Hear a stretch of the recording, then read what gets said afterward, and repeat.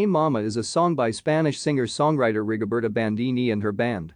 The song was independently released on 23 December 2021 and was a candidate to represent Spain in the 66th edition of the Eurovision Song Contest, taking part in its preselection, Benidorm Fest.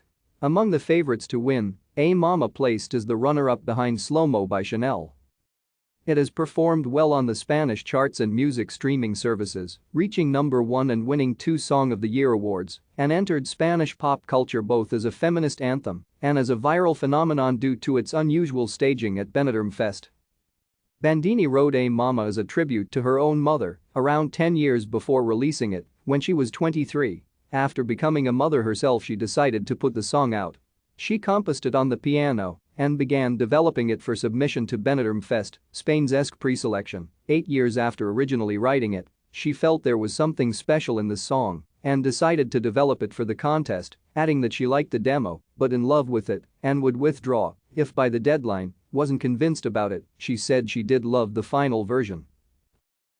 Thank you for watching. Like and subscribe if you would like to view more of our videos. Have a nice day.